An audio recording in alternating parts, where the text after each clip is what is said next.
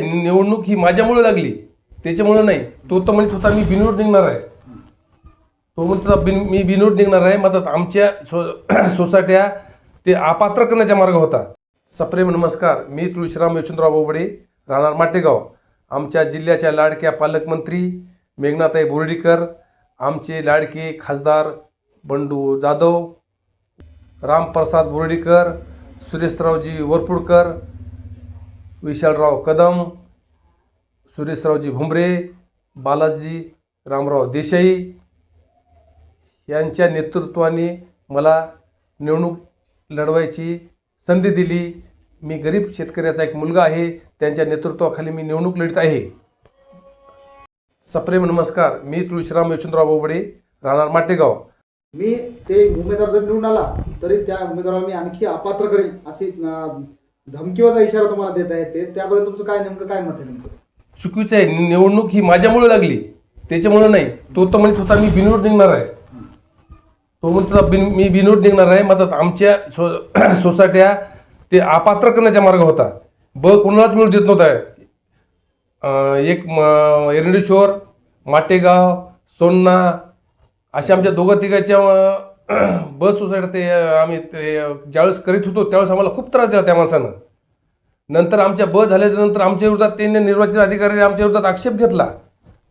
आक्षेप घेतल्यानंतर त्या निर्वाचन अधिकाऱ्यांना आक्षेप ते त्याचा फेटाळला. आमच्यासारख्या न्याय आम्हाला भेटला. नंतर ते हायकोर्टात गेली. हायकोर्टात गेले, उच्च न्यायालयानं आमच्या सरकारनं आम्हाला न्याय दिला. तर आता तो म्हणतो की मी हा माणूस डमी उमेदवार आहे.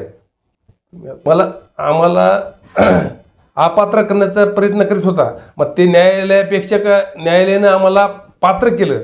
पात्र केल्याच्या नंतर तो आता असा बाईट देतो की तो काय म्हणाला की आम्ही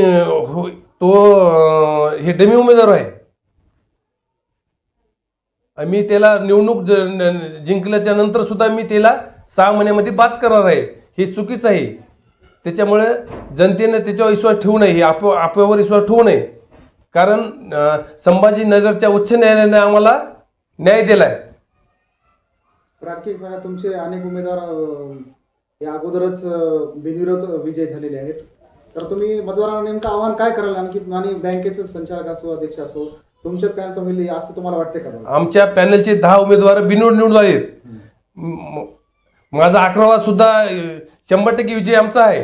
त्यामुळे ती विरोधकची पायाखालची वाळू घसरली आहे. त्यामुळे ती आमच्यावर ते टिप्पणी करीत आहे. त्यामुळे विरोधक आमच्या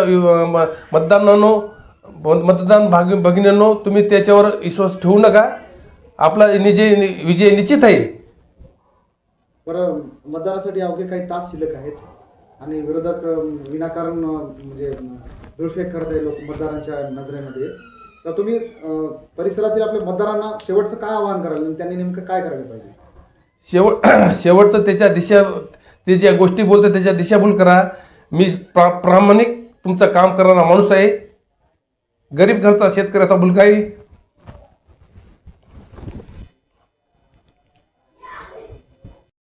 त्यामुळे मला तुम्ही भरभरून मताने विजय करावी ही नम्र विनंती. तुमचं काय निवडणूक निशाणी काय आहे?